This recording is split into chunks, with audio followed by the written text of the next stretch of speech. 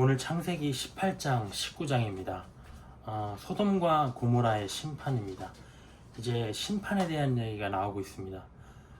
창세기 18장에 보면 1절에 보면 여호와께서 마므레의 상수레 나무들이 있는 곳에서 아브라함에게 나타나시니라. 날이 뜨거울 때 그가 장막문에 앉아 있다가 눈을 들어본즉 사람 셋이 맞은편에 서 있는지라. 그가 그들을 보자 곧 장막문에서 달려나가 영접하며 몸을 땅에 굽혀 이르되 내 주여 내가 주께 은혜를 입었사오면 원하건대 종을 떠나 지나가지 마옵시고 물을 조금 가져오게 하사 당신들의 발을 씻으시고 나무 아래에서 쉬소서. 내가 떡을 조금 가져오리니 당신들의 마음을 상쾌하게 하신 후에 지나가소서. 당신들이 종에게 오셨음이니이다. 그들이 이르되 네 말대로 그리하라. 하나님께서 여기 보면 1절에 보면 여호와께서라고 했어요. 특별한 구절입니다. 하나님께서 아브라함에게 나타나셨다는 겁니다. 근데 우리가 모세 때인가요? 우리가 잘 알고 있죠. 하나님을 보고 나를 보고 살 자가 없다. 그래서 내가 뒷모습만 보여주겠다라고 하셨는데 여기서는 하나님께서 직접 나타나셨다는 겁니다. 근데 그가 죽지 않았던 이유는 무엇인가? 이 절에 보면 사람 셋의 모양으로 나타났다는 거죠. 세 명의 사람으로 나타났다는 겁니다. 우리가 잘 알다시피 성부와 성자와 성령님께서 함께 오신 것이 아닌가라고 생각이 듭니다. 또 특별하게 볼 것은 주라고 불렀다는 거죠. 아브라함이 보자마자 주여라고 얘기를 했다는 겁니다.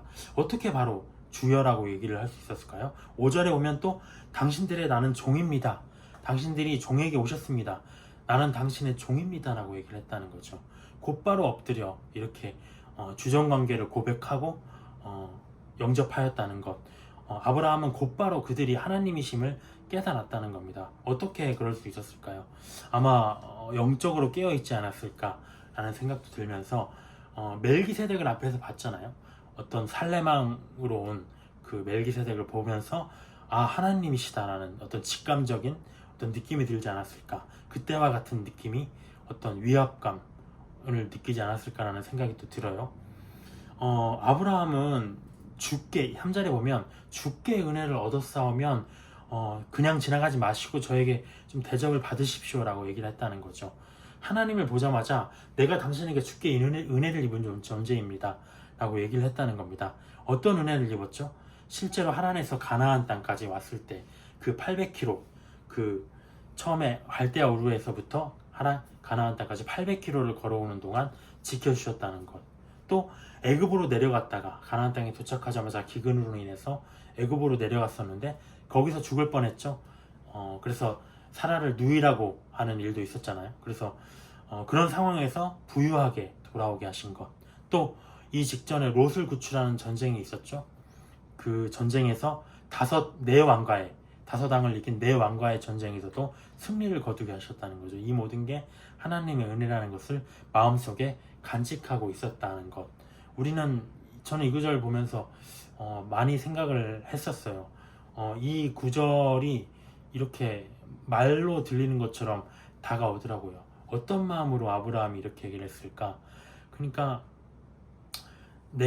당신이 나한테 이렇게 내가 어려울 때마다 도와주신 분이라는 것을 내가 알고 있습니다. 하나님이 정말 제가 항상 하나님의 얼굴을 뵙고 이렇게 감사하다는 말씀을 드리고 싶었는데 정말 이렇게 뵈니까 감격스럽습니다.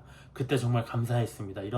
그런 기억들이 스쳐 지나가면서 이렇게 자연적으로 자발적으로 나온 게 되지 않았을까. 근데 저는 정작 그런 은혜들을 쉽게 잊고 사는 것 같아요.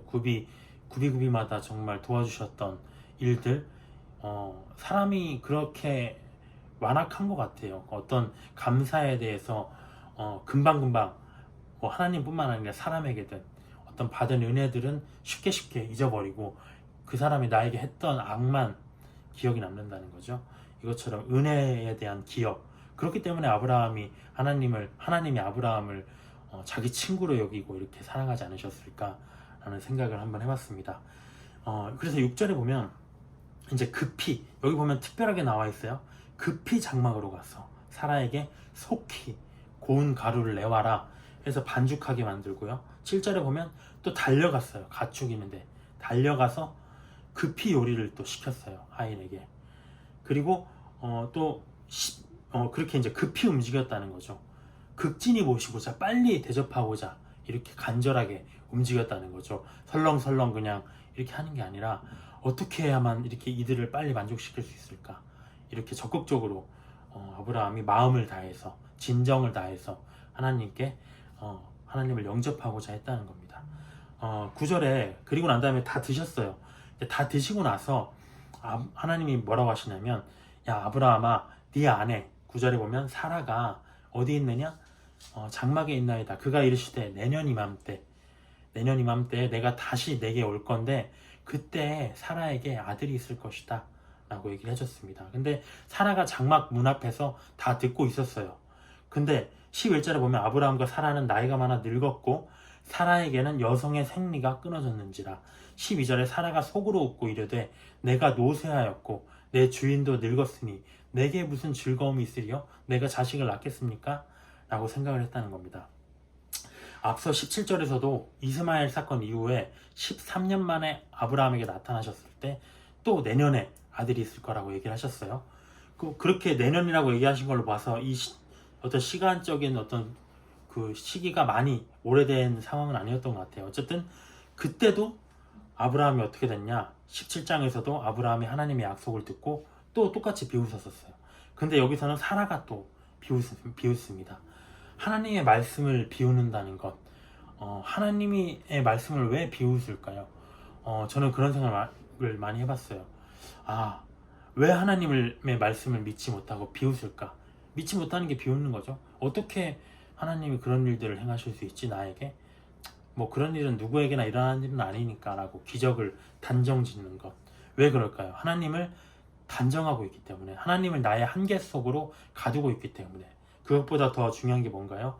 생리가 끊어졌다, 나이가 많아 늙었다, 내 눈앞에 있는 현실에 더욱 집중하기 때문이죠. 내가 보이는 대로, 내 생각, 내 한계대로. 하나님도 어쩔 수 없어. 사람이 늙고 또 사람의 생리가 끊어진 사람을 어떻게 아이를 낳게 하시겠어라고 내 생각 속으로 가둬버린다는 거죠. 그럴 때 하나님의 기적이 방해가 될 수 있다 라고 얘기를 하고 있습니다. 우리가 13절에 보면, 그래서 여호와께서 아브라함에게 이르시되 사라가 왜 웃으며 이르기를 내가 늙었거늘 어떻게 아들을 낳으리요 하느냐. 하나님의 입장에서는 그것이 기가 막히는 거죠. 그것이 의문이었던 거예요. 아니 나를 어떻게 봤으면, 왜 나를 그렇게 생각하지? 하나님의 입장에서는 그걸 불가능하다고 생각하는 사람이 더 이상했다는 거죠. 하나님의 백성이라고 하는, 하나님의 택한 자녀라고 하는 사라가 왜 나를 모르지? 라고 하는 거기에 의문을 가졌다는 거죠. 14절에 여호와께 능하지 못한 일이 있겠느냐? 라고 얘기를 하셨습니다. 능하지 못한 일. 우리가 아브라함에게 13년 만에 나타나셔서 하나님이 너는 내 앞에서 행하여 완전하라, 나는 전능한 하나님이라고 하셨어요. 전능한 엘샤다이, 모든 만족을 줄 수 있는, 아무런 너에게 만족을 줄 수 있는 모든 것을 내가 제공할 수 있는 불가능이 없는 사람인데 어떻게 내가 능한 일이 있다고 네가 생각할 수 있느냐? 우리가 마가복음 9장에서 이와 같은 상황을 봤죠. 귀신 들려서 간질 증세를 보이는 아들을 살리기 위해 예수님께 데려왔어요. 그때 그 아버지가 이제 예수님께 나와서 뭐라고 하냐면, 아이고 귀신이 우리 아들을 죽이려고 물하고 불에 자꾸 던집니다. 무엇을 하실 수 있거든 좀 우리를 불쌍히 여기서 좀 해보세요. 뭔가 좀 해보세요. 할 수 있으면. 할 수 없으면 말고요 라는 말도 있겠죠. 그때 예수님은 뭐라고 하십니까? 할 수 있거든이 무슨 말이냐, 믿는 자에게는 능치 못할 일이 없는 일이라고 똑같이 여기서와 같이 말씀을 하셨다는 겁니다. 사람은 귀신의 능력에 더 집중을 했다는 거죠. 눈에 보이는 이 사라가 자기의 현실을 집중했듯이 귀신이 더 커 보이는 거예요, 사람의 눈에는. 하지만 예수님이 어떤 분이신지를 알지 못했기 때문에 이렇게 반응을 했다는 겁니다. 그래서 능하지 못하신 분, 능치 못하신 분, 전능하신 분이라는 감각을 우리가 가져야 될 것 같아요. 이런 감각을 갖기 위해서 저는 어떤 구절을 봐야 될까라고 생각을 해보면서 욥기 38장을 한번 같이 봤으면 좋겠어요. 하나님에 대한 감각을 저도 제 스스로도 한번 되살려 보고자 했을 때 욥기가 떠오르더라고요. 하나님이 누구신가? 진짜 누구신가라는 물음. 하나님께서 자기를 누구라고 말씀하셨는가? 욥기 38장을 한번 보도록 하겠습니다. 욥기 38장 보면 이제 뭐 욥이 이제 다 알다시피 고난을 받고 뭐 사람들이 비난을 하죠. 친구들이 그 가운데서 욥도 항변을 하죠. 나는 의인이다. 그러면서 하나님이 마지막으로 정리를 이제 해 주시는 겁니다. 뭐라고 정리를 해 주시죠? 같이 볼까요? 4절에 보면 1절에 보면 그때 여호와께서 폭풍우 가운데서 욥에게 말씀하여 이르시되 너는 대장부처럼 허리를 묶고 내가 내게 묻는 것을 대답할지니라 라고 얘기를 하십니다. 4절에 보면 내가 땅에 기초를 놓을 때 네가 어디 있었느냐 네가 깨달아 알았거든 말할지니라. 욥에게 계속 말하시는 겁니다. 누가 그것의 도량법을 정하였는지 누가 그 줄을 그것의 위에 띄었는지 네가 아느냐. 이게 무엇입니까? 땅이 만들어질 때 기준점, 측량법, 어떤 근원 이런 거를 네가 아느냐라고 물으시는 겁니다. 네가 이 세상이 창조될 때 있었어? 그곳에 이 땅의 주춧돌은 누가 세웠느냐? 그 모퉁이 돌은 누가 놓았느냐? 내가 그렇게 창조를 할 때 새벽 별들이 기뻐서 노래하면서 하나님의 아들들 천사들이 다 기뻐 소리를 질렀느니라. 네가 그 사실을 아느냐? 라고 얘기를 하고 있습니다. 8절에 보면 또 이런 얘기를 해요. 바다가 그 모태에서 터져 나올 때에 문으로 그것을 가둔 자가 누구냐? 한계를 정하여 문빗장을 지르고 이르기를 내가 여기까지 오고 더 넘어가지 못하리니 내 높은 파도가 여기서 그칠지니라 라고 얘기를 합니다. 8절부터 11절까지는 또 무엇인가요? 바다가 만들어질 때 물이 우리가 이게 바닷가에 가보면 묻을 침범하지 못하고 있죠. 파도가 아무리 쳐도 물론 쓰나미가 놀면 접치기도 하지만 기본적으로 어디 한계를 정해서 바닷물이 파도가 그 물 경계선을 넘어오지 못한다는 거죠. 8절입니다. 못한다는 거죠. 그래서 한계를 정해야했다는 것. 그게 누가 정한 것이냐? 사람들은 뭐 이제 뭐 자전 뭐 이런 얘기를 하고 있죠. 하지만 그 모든 법칙은 하나님께서 정하신 것이다. 한계를 정한 것이다. 이르기를 내가 여기까지 오고 더 넘어가지 못하리니 네 높은 파도가 여기서 그칠지니라 라고 얘기를 하셨다는 겁니다. 하나님이 이렇게 창조자라는 분이에요. 이걸 마음으로 느껴야 돼요. 지금 22절에 보면 네가 눈 곳간에 들어갔었느냐? 우박 창고를 보았느냐? 광명이 어느 길로 뻗치며 동풍이 어느 길로 땅에 흩어지느냐? 누가 홍수를 위하여 물길을 터주었으며 우레와 번갯길을 내어 주었느냐? 상상을 해보면 참 좋겠죠? 눈이 내리는데 우리는 하늘에서 어떤 결정, 기압의 차이로 인해서 눈이 내리는 걸로 알고 있는데 눈 곳간에 하나님의 눈 곳간에서 우박 창고에서 그것들이 내린다는 것, 광명이 비친다는 것, 빛이 이렇게 비치는 길이 있다는 거죠. 그 길을 상상해 본 적이 있을까요? 동풍이 이렇게 눈에 보이지 않지만 어느 길로 불었다가 땅에 이렇게 흩어지는 모습. 홍수가 나기도 하죠. 25절에 보면 홍수를 위해서 누가 물길을 터주었느냐? 홍수도 내가 허락하는 것이라는 겁니다. 번개가 이렇게 번쩍 치잖아요. 그 길을 누가 내어주었느냐? 여기 26절에 보면 비를 사람 없는 땅에 누가 비를 내리게 했느냐? 황무하고 황폐한 도시를 흡족하게 연한풀이 돋아나게 누가 비를 내리게 했느냐라고 얘기를 하고 있습니다. 얼음은 29절에 보면 누구의 태에서 나느냐? 얼음이라는 것 우리가 잘 알고 있죠. 100도씨 0도씨 미만으로 가면 언다는 걸 알고 있죠. 근데 그런 법칙은 누가 만들었습니까? 물이 돌같이 굳어진다고 30절에 써 있어요. 이게 그냥 생각할 게 아니라는 거죠. 물이 굳어지는 것, 이것조차 하나님이 얘기하셨다는 겁니다. 깊은 바다의 수면조차도 얼어붙는다는 거죠. 말랑말랑한 물이 언다는 것, 굉장히 신기한 상황입니다. 31절에 보면 우주 전체를 얘기하고 있습니다. 묘성, 별들의 무리를 묶을 수 있으며 삼성, 오리온자리라고 하네요. 그 띠를 풀 수 있겠느냐?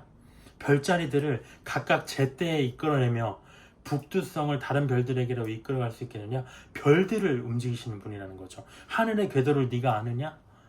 엄청난 분이라는 겁니다. 39절에 또 볼까요? 하늘뿐만 아니라 자연뿐만 아니라 또 무엇이 있을까요? 39장에 보면 동물에 대한 이야기를 하십니다. 신기하죠? 산염소가 새끼 치는 때를 네가 아느냐? 암사슴이 새끼 낳는 것을 본 적이 있느냐? 그것이 몇 달 만에 만삭되는지 아느냐? 우리 사람은 몇 달 만에 만삭되는지 다 정해져 있죠. 그 정한 때를 누가 다 모든 산염소가 그 정한 때만큼 동물을 베고 태어나게 한다는 거죠. 다 똑같이 어떤 동물은 뭐 3달, 4달이 아니고 다 똑같이 정한 때에 만삭이 된다는 겁니다. 3절에 그것들이 몸을 구부리고 새끼를 낳으니 그 괴로움이 지나가고 새끼는 강화해져서 빈들에서 크다가 나간 후에는 다시 돌아오지 아니하니라. 새끼를 낳아요. 그 새끼가 낳을 때 어미가 정말 고통스럽게 낳았어요. 근데 그 새끼는 점점점 커서 빈들에서 자라다가 다시는 부모에게 돌아오지 않게 또 자기만의 세상을 나간다는 것. 이것들을 누가 만들어, 이렇게 누가 움직이도록 만들었느냐 한다는 거죠. 13절 볼까요? 타조는 즐거이 날개를 치나 학의 깃털과 날개 같겠느냐? 학의 깃털과 날개처럼 못 날아간다는 거죠. 즐거이 날개를 쳐도. 14절에 보면 알을 땅에 버려둔다고 합니다. 타조가 흙에서 더워지게 해요. 15절에 보면 발에 깨어질 것인데 들짐승에게 밟힐 것을 생각하지 않는다. 우리가 닭들을 보면 자기가 딱 품고 있잖아요. 근데 이 타조는 그냥 딸을 땅에 버려둔다는 거죠. 그래서 흙에서 막 뜨겁게 하고 발에 막 들짐승들이 지나가면 밟히고 이런 거를 생각지 아니한다는 거죠. 무식하다는 거죠. 16절에 보면 새끼에게 모질게 대함이 제 새끼가 아닌 것처럼 한다고 해요. 타조는 그 고생한 것이 헛되게 될지라도 두려워하고 그렇게 하는 존재가 아니라는 것. 같은 새인데도 달라. 성격이 다 달라요. 특징이 다 달라. 17절 하나님이 왜 그러냐면 지혜를 베풀지 아니했기 때문에, 타조를 그냥 무식하게 만들었기 때문에 그렇게 행동한다는 거죠. 굉장히 특이합니다. 같은 새라도 같이 만든 게 아니라는 것. 말도 마찬가지고 그 뒤에 매와 독수리도 마찬가지입니다. 매와 독수리 같은 새지만 다 달라요. 특성이. 이것처럼 하나님이 엄청나게 위대하신 분이라는 것. 이게 하나님이 보여주신 만큼이죠. 하지만 우리는 그런 생각을 해요. 정말 자연 속에 나가면 온 세상이 충만하다는 얘기 하잖아요. 하나님의 영광이 온 세상에 충만하다. 그것이 어떤 것일까? 어디에도 우리 눈에는 보이지 않는 것 같지만 어디에도 계시지 않은 곳이 없는 그런 하나님. 근데 그런 하나님을 사라가 단정짓고, 아이고 내가 노쇠했는데, 내가 뭐 아브라함도 늙었는데 어떻게 아이를 낳습니까? 웃었다는 거죠. 사람이 그렇게 완악한 존재라는 것. 16절에 그래서 그 이야기를 마치고 창세기로 다시 돌아와서 이제 아브라함이 아브라함에게 다 할 말을 전하시고 전송하러 나갑니다. 그러면서 한마디를 더 하세요. 17절에 내가 하려는 것을 아브라함에게 숨기겠느냐? 라고 하시면서 18절에 보면 아브라함은 강대한 나라가 되고 천하 만민은 그로 말미암아 복을 받게 될 것이 아니하냐 라고 얘기하신다는 거죠. 마찬가지로 아브라함의 예수님으로부터 천하 만민이 구원의 복을 얻게 되었습니다. 그런 자에게 내가 할 일을 숨기겠느냐? 19절에 보면 20절에 볼까요? 그러면서 뭐라고 하시냐면 소돔과 고모라에 대한 부르짖음이 크고 그 죄악이 심히 무겁기 때문에 내가 내려가서 그것이 정말 진짜인지 확인해보고 그렇지 않은지 그런지 알려하노라 라고 얘기를 합니다. 그리고 난 다음에 그 사람들이 떠나 소돔으로, 22절에 보세요. 거기서 떠나 소돔으로 향하여 가고 아브라함은 여호와 앞에 그대로 섰더니, 굉장히 특이한 장면이죠. 새 천사였는데 그 여호와께서 소돔과 고모라를 심판하실 거라고 얘기를 하신 다음에 그 사람들이 거기서 떠나는데 여호와는 그대로 아브라함 앞에 서 있었다는 것. 그러니까 성부, 성자, 성령님이 오셨었는데 성자와 성령님께서는 소돔과 고모라로 가시고 하나님만 아브라함 앞에, 성부께서만 아브라함 앞에 서 있었다는 것. 되게 특이하죠, 이 상황 자체가. 그래서 또 아브라함과의 대화를 계속 이어가십니다. 근데 아브라함이 딱 직감적으로 깨달았어요. 와, 큰일 났네. 어떤 걸 떠올렸을까요? 소돔과 고모라에는 내 조카 롯이 있는데, 내 죽은 형제 하란의 아들 롯이 있는데 어떡하지? 그래서 이제 생각을 하기 시작합니다. 23절에 보면 하나님 가까이 나가서 주께서 의인과 악인을 함께 멸하려 하시나이까? 24절에 보면 그 성중에 의인 50명이 있을지라도 주께서 그곳을 멸하십니까? 25절에 보면 주께서 이같이 하시면 의인과 악인을 동시에 죽이시는 것이 되는데 그건 부당합니다. 의인과 악인을 이같이 하시면 부당합니다. 세상을 심판하시는 이가 정의를 행하실 것이 아니니까 라고 얘기를 하고 있습니다. 이게 무슨 말입니까? 하나님, 의인이 그 성중에 남아있는데 그 성을 심판하신다면 하나님은 의인을 죽이시는 하나님이 되는 거 아닙니까? 그러면 그건 불의 아닙니까? 하나님이 불의를 행하시는 겁니까? 그럼 하나님의 공의에 맞지 않는 거 아닙니까? 의인이나 악인이나 똑같이 심판하시는 거는 하나님의 공의에 맞지 않는 거 아닙니까? 라고 얘기를 하고 있는 겁니다. 이것은 아브라함이 교만한 걸까요? 하나님에 대해서 항변하는 걸까요? 그게 아니죠. 아브라함은 자기 존재에 대해서 잘 알고 있었어요. 27절에 보면 나는 티끌입니다. 나는 티끌이나 재와 같사오나 감히 죽게 아뢰나이다. 아브라함은 중보기도를 하고 있는 거지 자기의 교만함을 드러내는 게 아닙니다.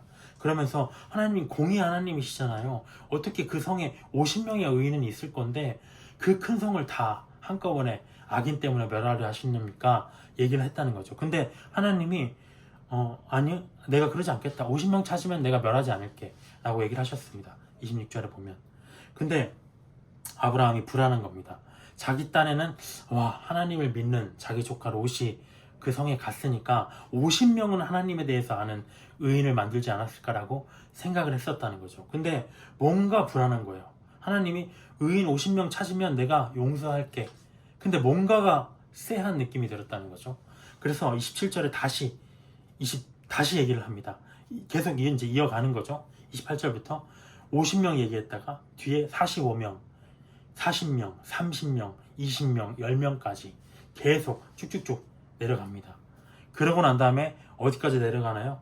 5명까지 내려간다는 거죠. 5명까지 내려갔는데 하나님이 결국에는 소돔과 고모라를 심판하셨잖아요.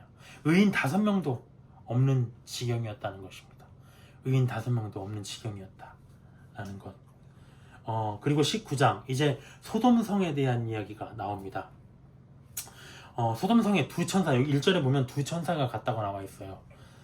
두 천사가 갔는데 두 천사라고 여기서 나와 있네요. 그러니까 천사인 것인가? 아까는 세 사람이라고 얘기를 했었는데 참 알 수가 없죠. 뭐 성부, 성자, 성령님이라고. 근데 앞에서는 그 세 천사를 가리켜 세 사람을 가리켜서 여호와라고 또 얘기를 했고요. 여러 가지 생각이 듭니다. 그렇지만 하나님일 거라고 우리가 성부, 삼위일체 하나님이실 거라고 생각을 해요. 두 천사, 성부, 성자, 성령님께서 오셨을 거라고 생각이 듭니다. 그들이 소돔에 왔어요. 근데 똑같은 상황이죠. 롯이 성문에 앉아있다가 아브라함하고 똑같은 상황에서 그들을 보자마자 바로 영접을 합니다. 롯도 그들을 알아봤다는 겁니다. 그도 하나님을 아는 어쨌든 사람이었기 때문에 그도 멜기세덱에 의해서 그 아브라함이 구출을 받았을 때 봤을 거 아닙니까? 그때 뭔가 같이 느꼈을 것 같아요. 어쨌든 곧바로 그 앞에 절하면서 이 절에 보면 똑같이 아브라함처럼 아이고 우리 집에 들어와서 종의 집으로 와서 좀 씻고 이렇게 밤을 지내고 가시옵소서. 3절에 보면 롯이 간청을 했어요. 근데 롯이 그를 위하여 식탁을 베풀고 무교병을 구웠어요. 맛없는 걸 구웠네요. 좋은 것, 아브라함은 막 뭐 되게 좋은 것을 다 해가지고 했는데 어쨌든 간에 무교병을 베풀었습니다. 4절에 보면 그들이 눕기 전에 그 성사람 곧 소돔 백성들이 노소를 막론하고 원근에서 다 모여서 그 집을 에워싸고 롯을 부르고 그에게 이르되 오늘 밤에 내게 온 사람들이 어디 있느냐 이끌어내라 우리가 그들을 상관하리라. 여기서 특이한 부분들을 많이 발견하게 됩니다. 롯의 집에 들어가던 두 천사를 봤어요. 롯소, 젊고 나이 들고를 막론하고 다 원근에서까지 다 모였다는 것. 소문에 의해서 다 모였다는 겁니다. 집단으로 다 몰려왔다는 거죠. 그래서 이 상관하리라고 얘기를 하고 있습니다. 상관이라는 말이 뭡니까? 야다라는 말이에요. 원래는 남녀관계, 부부관계에서 야다라고 얘기를 하면서 알아야 된다라는 뜻이 있죠. 안다. 부부가 서로를 알듯이. 어떻게 합니까? 육으로 알고요. 혼으로 알고요. 영으로 알고요. 영혼육이 하나이듯이 연합한 존재로서 아는 그 야다의 상태. 부부에게 쓰는 그 용어. 근데 여기서는 어떤 성적인 관계를 더 얘기를 하고 있는 거죠. 그런 성적인 관계로서 내가 범해야 되겠으니 롯 너의 집에 온 그들을 내보내라 라고 얘기를 합니다. 두 명을 위해서 우리가 이 시대를 타락한 이 종말의 시대라고 비교를 해보면 좋을 것 같아요. 두 명을 보험하기 위해서 사방에서 수많은 사람들이 몰려왔다. 어떤 강간하겠다고 지금 온 거잖아요. 집단적인 어떤 그런 성행위가 만연한 거잖아요. 끔찍한 상황이잖아요. 그런 상황. 또 어떤가요? 이 천사가 여자의 모습으로 오진 않았을 것 같아요. 아무리 봐도. 남자의 모습으로 왔을 것 같아요. 근데 이들을 찾아온 사람들이 누굽니까? 이끌어내라 막 뒤에 보면 힘까지 쓰죠. 완력의 행사도 합니다. 막 롯이 거부하니까. 그런 모습들을 봤을 때 뭔가 남자들일 것 같은 느낌이 든단 말이죠. 천사들도 남자, 이들도 남자. 동성애가 만연한 상황. 그러니까 종말의 대표적인 표징 중에 하나는 뭔가요? 성적인 타락이라는 겁니다. 성적인 타락. 육신적이 되었다는 가장 대표적인 증거가 바로 성적인 타락. 그래서 성적인 타락이 정말 무섭습니다. 우리가 고린도전서 16장 18절에는 보면 어떻게 되어 있습니까? 음행을 피하라. 사람이 범하는 죄마다 몸 밖에 있거니와 음행하는 자는 자기 몸의 죄를 범하느니라. 다 죄예요. 모든 죄. 훔치는 것도 죄고 다 죄지만 특별히 음행에 대해서 훔치는 거나 다른 죄들은 사람 몸 밖에서 일어나는 일인데 네 몸에서 일어나는 것이 바로 네 몸의 죄를 지는 것이 음행이다. 왜냐? 너의 몸은 하나님이 값으로 산 것인데 거룩한 하나님의 성령이 계시는 성전인데 그걸 범하면 하나님의 성전을 범하는 것이다. 그렇기 때문에 주의해야 되는데 이 종말의 시대에 타락한 사람들은 성적인 타락으로 가는 육신적인 사람의 가장 대표적인 모습이 바로 성적인 타락이라고 볼 수가 있습니다. 그래서 우리가 고린도전서에는 7장 2절에 이렇게 되어 있죠. 결혼의 목적이 뭡니까? 라고 얘기를 하면 행복이 아니다. 어찌 보면 동물과 같은 느낌이 들어요. 고린도전서 7장 2절에 보면 결혼의 목적에 대해서 뭐라고 얘기하고 있냐면 음행을 피하기 위하여 남자마다 자기 아내를 두고 여자마다 자기 남편을 두라고 했어요. 세상 사람들이 보면 정말 동물 같겠죠. 뭐야, 부부관계하기 위해서 남녀 관계를 부부의 연을 맺게 하셨다고? 근데 여기 이렇게 써있네요. 음행을 피하기 위해서 남자마다 자기 아내를 두고 여자마다 자기 남편을 두라. 행복하기 위해서가 아니라 음행을 피하기 위해서 두고이라고 했네요. 참 결혼의 목적은 거룩이다라고 얘기를 하고 있습니다. 왜 그러냐면 종말의 시대일수록 어떤 성적인 타락이 점점 더 심해질 것이기 때문에. 하지만 우리가 종말이 다가올수록 또 독신주의가 또 활발하게 팽배해지는 것을 볼 수 있죠. 물론 하나님의 뜻을 따라서 바울처럼 독신의 은사를 가지는 것 정말 귀한 일이지만 그것과 관계없이 독신을 추구하는 것. 왜 독신을 하려 하나요? 내가 번 돈 내가 원하는 데 쓰고 내 멋대로 살기 위해서잖아요. 내가 원하는 사람, 어떤 성적인 욕구가 일어날 때 그냥 간편하게 누구 만나고 언나잇처럼 이렇게 그냥 지내고 해소하고 마는 것, 그렇게 살고 싶어서 사실 독신을 주장하는 거잖아요. 하지만 그게 아니다라는 것이잖아요. 6절에 보면 롯이 그들을 보고 무리에게로 나가서 뒤로 문을 닫고 이르되 청하노니 내 형제들아 이런 악을 행하지 말라. 내가 남자를 가까이 하지 아니한 두 딸이 있는데 내가 그들을 너희에게로 이끌어내리니 너희 눈에 좋을 대로 그들에게 행하고 이 사람들은 내 집에 들어왔은즉 아무 일도 저지르지 말라라고 얘기를 합니다. 이 상황을 해결하기 위해서 롯이 제안한 해결책이 뭐냐면 우리 집에 이 온 분들 대신에 친딸을 주겠다는 겁니다. 이것이 정말 윤리적으로 정말 맞는 건가요? 좋을 대로 행하라고 자기 자식을 사람들에게 내버려 준다는 거죠. 강간당하고 죽으라는 말과 똑같은 얘기 아닙니까? 롯은 의인이었는데 그의 상태가 윤리적으로 문제가 있는 온전치 못한 상태였다는 겁니다. 하나님의 백성이었다면 하나님께 간구하고 기도했어야 되는데 그냥 뭐 내 식대로 한번 해결해 보는데 내 생각에는 이게 맞는 것 같아. 그냥 내 딸을 죽여버려야 되겠어. 이 상황이 와버렸다는 거죠. 감각 자체가 이미 상해버렸다는 것. 우리가 베드로후서 2장 6절 한번 봐볼까요? 꼬마 관객이 함께 있어서요. 꼬마의 소리가 날 수 있습니다. 베드로후서 2장 6절부터 8절을 한번 같이 보겠습니다. 베드로후서 2장 6절부터 8절 보면 소돔과 고모라 성을 멸망하기로 정하여 죄가 되게 하사 후세 경건하지 아니할 자들에게 본을 삼으셨으며 무법한 자들의 음란한 행실로 말미암아 고통당하는 이 상황이죠. 의로운 롯을 건지셨으니 이는 이 의인이 그들 중에 거하며 날마다 저 불법한 행실을 보고 들으므로 그 의로운 심령이 상함이라. 롯이 의인이었는데 하나님을 믿는 사람이었는데 거기서 날마다 저 불법한 사람들 속에 같이 어울리다 보니까 보고 듣다 보니까 의로운 심령이 상해서 양심이 망가져 버렸다는 겁니다. 악한 사람들 속에서 지내다 보니까 자기의 양심마저 더러워졌다는 거죠. 어떤 상황일까요? 우리가 늘 회식하는 어떤 사무실 이런 곳에 있다가 보면 이런 사람들이 있을 거고 늘 믿는 자들과 만나는 사람들이 있을 거잖아요. 근데 이 상황들을 비교해 볼까요? 믿는 사람들과 만났을 때 어떠한 다른 일들이 있나요? 없죠. 근데 어떤 회사에 그런 막 맨날 술 먹는 문화 속에 나는 믿는 자인데 거기에 이끌려서 내가 어울렸다고 실시다. 내가 그들은 완전 만취하는데 나는 그냥 소주 한 병밖에 안 먹었어. 여기에 만족한다는 거죠.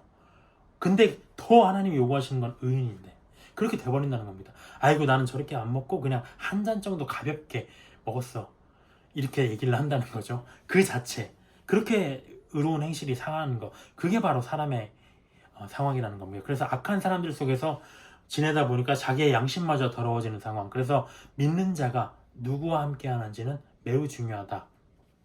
그래서 디모데후서 2장 22절에는 이렇게 되어 있습니다. 너는 청년의 정욕을 피하고 주를 깨끗한 마음으로 부르는 자들과 함께 의와 믿음과 사랑과 화평을 따르라고 얘기를 했습니다. 아브라함과 롯은 이 시대, 그러니까 이 모습이 뭐냐면 두 교회를 상징한다는 겁니다. 두 성도의 모습이라는 겁니다. 아브라함이 하나님의 뜻을 추구하는 교회였어요.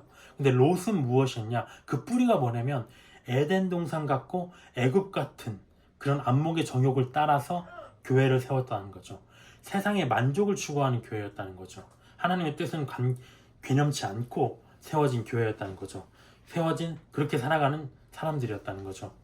둘 다 하나님을 믿는 교회라는 공통점이 있습니다. 하지만 아브라함은 영적인 성도고 롯은 육신적인 성도라고 얘기를 하고 있는 겁니다. 물론 둘 다 예수님을 믿었기 때문에 의롭다고 얘기를 할 수 있겠지만 그들의 삶은 그렇지 않았다는 것. 두 교회의 모습을 우리가 볼 수 있습니다. 그들이 9절에 보면 그들이 이르되 너는 물러나라. 네가 여기 들어와서 네가 거류하면서 굴러온 돌이면서 우리의 법관이 되려 하는도다. 이제 우리가 그들보다 너를 더 헤아리라 하고 롯을 밀치며 가까이 가서 그 문을 부수려고 한다는 거죠. 10절에 보면 그 사람들이 누굽니까? 천사들이 손을 내밀어서 롯을 집으로 끌어당겼어요. 그리고 문을 닫고 문 밖의 무리를 대소를 막느라고 다 눈을 어둡게 해서 그들이 문을 못 찾게 만들었다는 겁니다. 그토록 타락한 그들은 평소에 의로운 것을 얘기한 롯을 안 입고 생각했던 것 같아요. 세상 사람들 마찬가지죠. 의로움에 대해서 얘기하면 어떻습니까? 심드렁해진다는 거죠. 네가 그렇게 깨끗해? 네가 그렇게 잘났어? 라고 얘기한다는 거죠. 세상 사람들의 반응입니다. 이 반응이 어떻게 되어 있는가요? 세상 사람들은 의인들을 무시하는 게 아니라 공격하려고 한다는 거죠. 깎아내리려고 한 거죠. 네가 뭐 그렇게 잘 사는 의인이야? 베드로전서 4장 4절에 이렇게 되어 있습니다. 이러므로 너희가 그들과 함께 그런 극한 방탕에 다름질하지 아니하는 것을 그들이 이상히 여겨서 비방하니라고 되어 있습니다.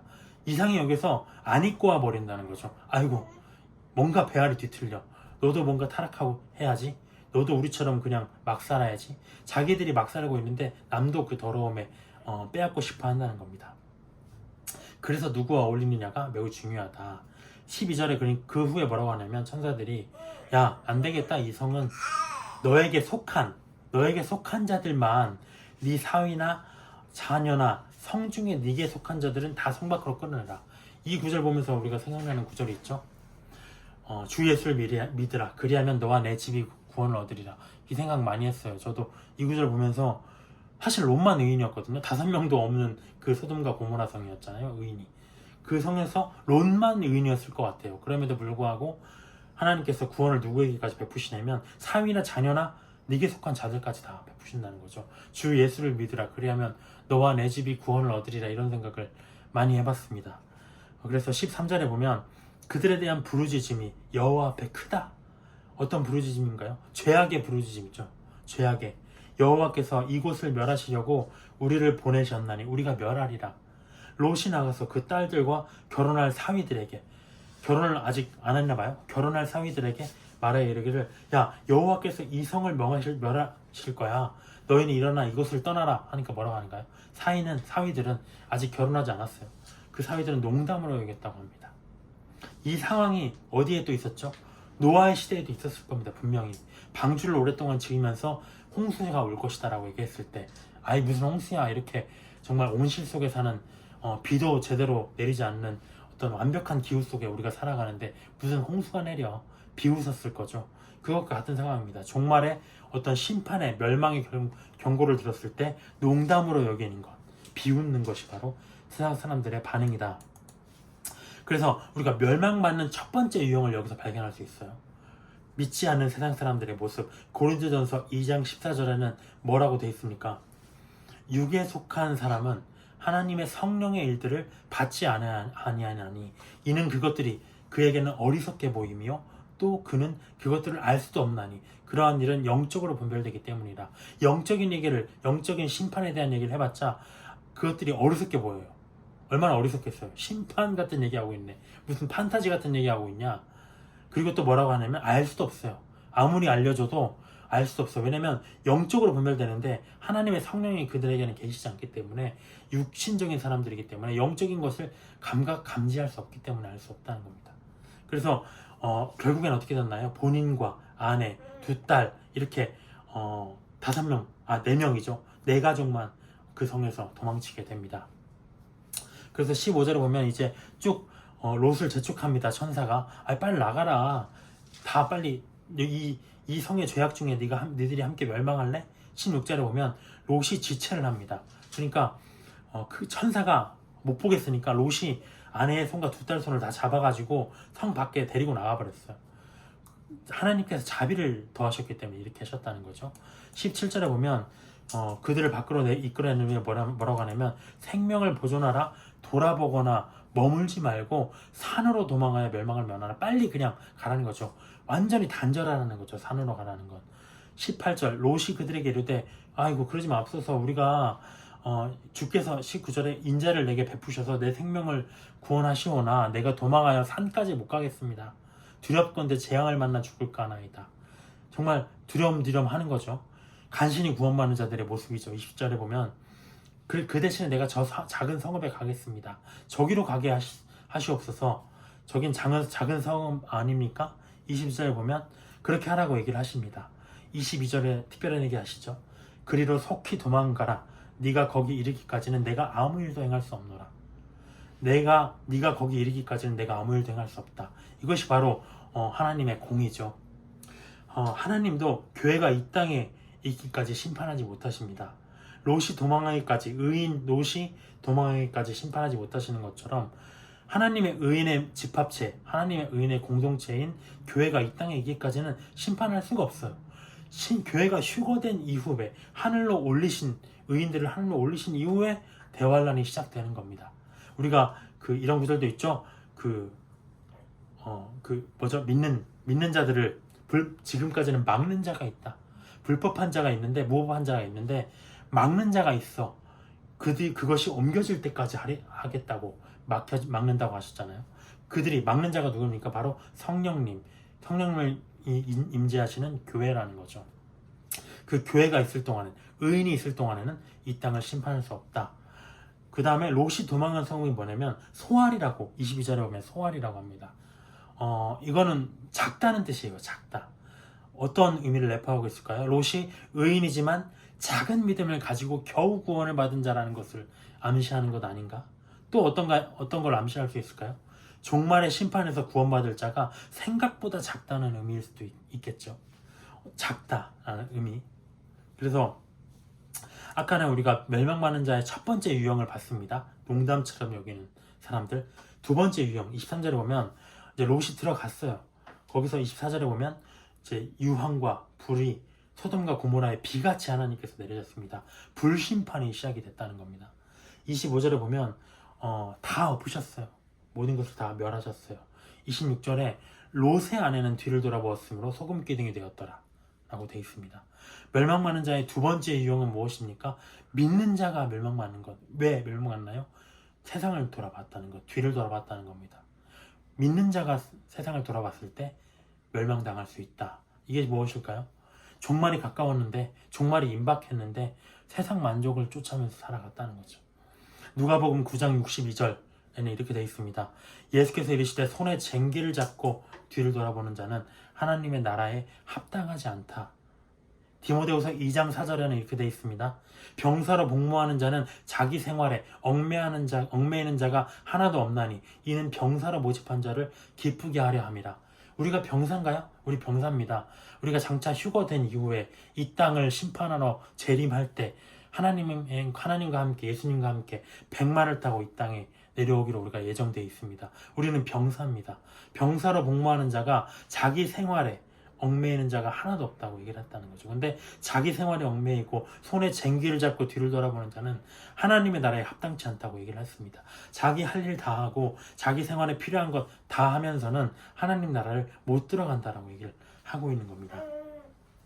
또 어떤 얘기를 하고 있을까요? 야고보서 5장 1절부터 3절을 한번 볼까요? 야고보서 5장 1절부터 3절 한번 찾아볼까요?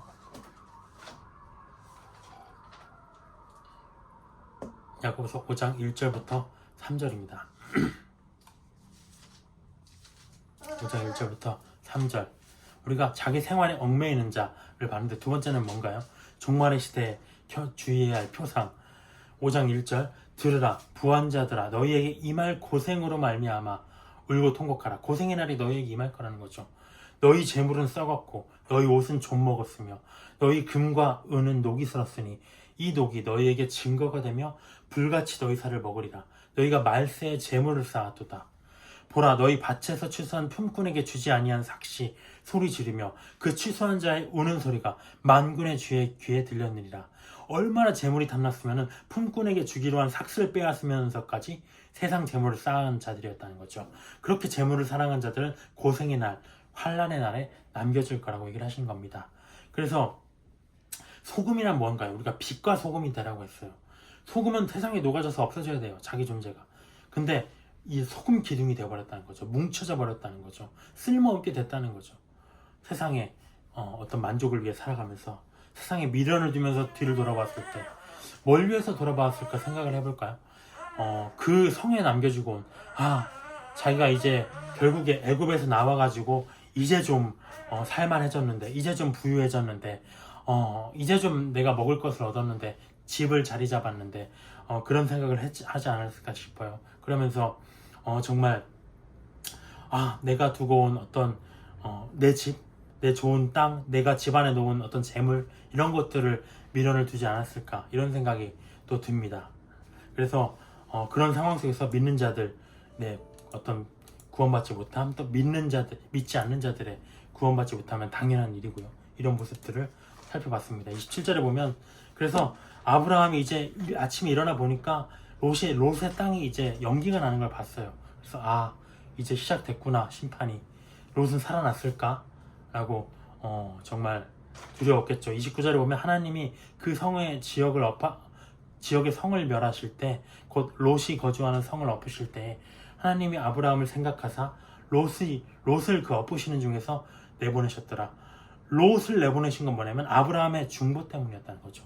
아브라함이 자기에게 간구한 것 때문에 의인인 아브라함이 자기에게 부탁한 것 때문에 롯을 내보내셨다는 겁니다. 우리가 잘해서 구원받는 게 아니라 예수님의 중보 때문에 예수님의 대속 때문에 우리가 살아남을 수 있다는 것이죠. 예수님의 아브라함의 중보의 모습을 보면 어떻습니까? 예수님의 중보의 모습이 떠오르는 것 같아요. 십자가에서 예수님을 희롱하는 자들을 향해서 예수님께서 저들을 벌하지 마옵소서. 저들이 어떤 일을 벌이고 있는지 모릅니다.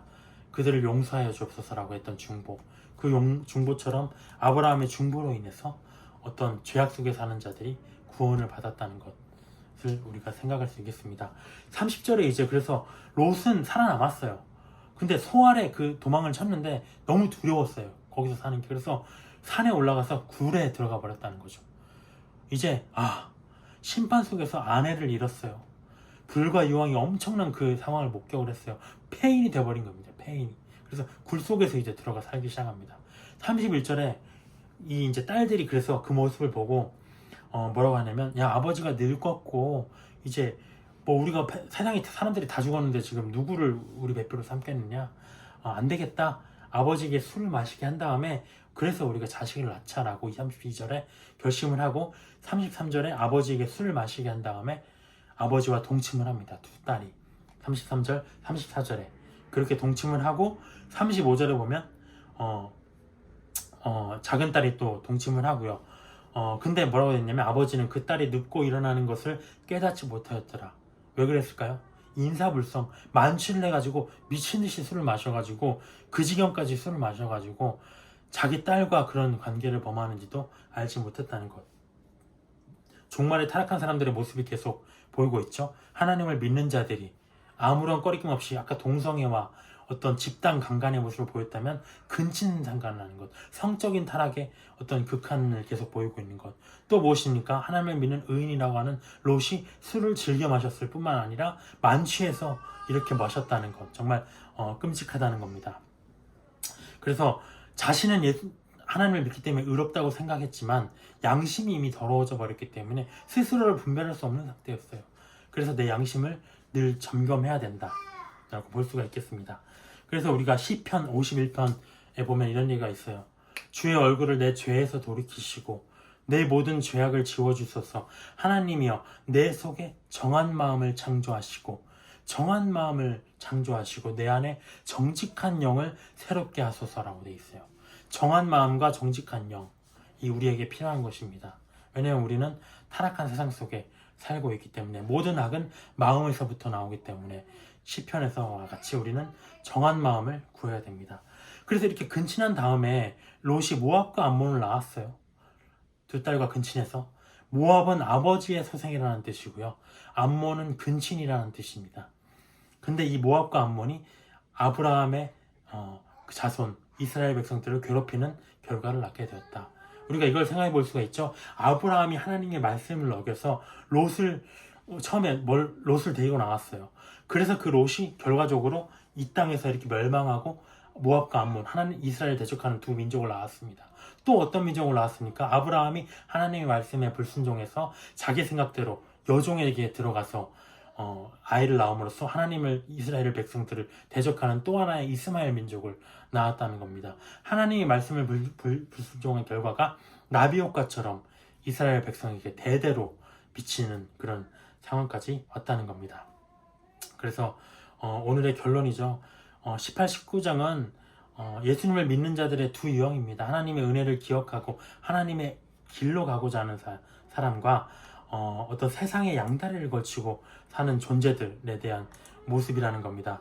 그래서 타락이라는 게 꼭 음행을 하고 막 술을 마시고 남을 해하는 게 아니라 아까 그 얘기했었죠. 바울 신약시대의 그 타락의 범위, 자기 생활을 하고 살아가는 것, 손에 쟁기를 잡는 것. 세상 사람들이 보기에는 열심히 사네라고 얘기할 수 있어요. 하지만 하나님의 눈이 보기에는 너 나에게서 멀어지고 있구나. 네가 음행 안 하고 네가 타락하지 않았다고, 네가 옛날처럼 그렇게 악한 일 하지 않았다고, 네가 깨끗해진 게 아니라 네가 나에게서 멀어지고 있구나 라고 하나님은 판단하신다는 겁니다. 그래서 내가 주인이 되어 내 삶을 살아가서는 안 된다는 것, 안목의 정욕을 따라가서는 안 된다는 것. 그래서 그렇게 하나님께서 또 얘기를 하고 계셨습니다. 그래서 예수님이라는 터, 우리가 고린도전서에 보면 하나님의 터가 있어요. 하나님께서 예수님이라는 그 터를 우리가 믿을 때 그 터를 다지게 해주셨는데, 그 터가 생겼으면 그 위에 거대한 정말 견고한 집을 지어야 됐죠. 근데 고린도전서 3장에 보면 풀따기나 지푸라기로 이 집 터 위에 세우는 자들이 있다는 거죠. 예수님을 믿고 터가 다져졌는데 그 위에 지푸라기나 풀이나 이런 것들로 어떤 성을 쌓아가는 것. 그때 어떻게 됩니까? 하나님께서 나타나셨을 때 거기에 불로 연단을 할 때 그 지푸라기가 다 타버리면 이것들은 아무 상급을 받지 못한다. 겨우 구원을 받는 것이다. 14절에 고린도전서 3장 14절에 이렇게 되어 있습니다. 만일 누구든지 그 위에 세운 공적이 그대로 있으면 상을 받고 누구든지 그 공적이 불타면 해를 받으리니 자신은 구원을 받되 불 가운데서 구원을 받은 것처럼 할 것이라고 얘기를 했습니다. 그래서 이러한 모습들을 우리가 기억을 해야 될 것 같고요. 마지막으로는 이 베드로전서 아까 2장에도 나왔지만 노아의 물 심판이 있었어요. 다시는 물로 심판하지 않겠다고 무지개를 보이셨죠. 근데 소돔과 고모라 때 또 심판이 있었어요. 옛 세상의 멸망은 끝났지만 소돔과 고모라 때 국지적으로 어떤 불과 유황의 심판이 있었다는 거죠. 이것은 무엇이냐? 베드로 후서에 보면 이렇게 되어 있습니다. 후세 경건하지 아니할 자들을 곧 우리에게 보이시는 본이죠. 그들을 향해서 보이시는 본이다라고 밝히셨습니다. 너희 옛 세상의 물심판 받지, 그건 그대로 끝날 거야. 다시는 물로 심판하지 않을 거야. 하지만 너희가 종말에 잘못하면 내가 이 땅을 소돔과 고모라처럼 불로 멸망할 거야. 그 본을 그때 보이셨다는 거죠. 그때 그 불심판, 우리가 믿지 않는 자들이 맞이할 불심판은 전 세계적인 온 인류를 한 소돔과 고모라와는 비교할 수 없는 그런 심판이 될 것입니다. 거기서 그래서 끝에 부분에 보면 마드로서 뒷부분에 이걸 경고하고 있어요. 특별히 육체를 따라 더러운 정욕 가운데서 행하며 주관하느니 곧 심판주를 멸시하는 자들에게는 형벌하실 것이라고 되어 있습니다. 여기서 또 육체를 얘기하고 있네요. 그래서 더러웠던 믿지 않는, 그러니까 더러웠던, 처음부터 더러웠던 자들이 아니라 믿는 자들, 세상 사람들이 아니라 예수님을 믿었다가 씻었죠. 씻음을 얻었다가 도로 더러운 구덩이 얻는 교회, 믿는 자들을 향한 경고라는 것을 우리가 다시 한번 명심하고 기억해야 될 것 같습니다. 네, 기도로 마치겠습니다. 주님, 우리가 소돔과 고모라의 심판에 대해서 봤습니다. 이것이 과거의 일로 끝나는 것이 아니라 후세 우리를 향한 본입니다. 우리는 종종 늘 너무나 자주 하나님의 은혜를 잊고 늘 우리의 생활, 우리 눈앞에 보이는 것들을 위해서 살아갈 때가 너무나 많습니다. 하나님, 우리의 영, 정한 마음을 창조하시고 우리의 정결한 영을 허락하셔서 우리가 세상에 물들지 않고 오직 주님께 모든 것을 아뢰고 의지하면서 살아가는 자들이 될 수 있도록 우리를 지켜주시옵소서. 주님의 뜻 안에 있기를 늘 소망합니다. 예수님의 이름으로 기도드렸습니다. 아멘.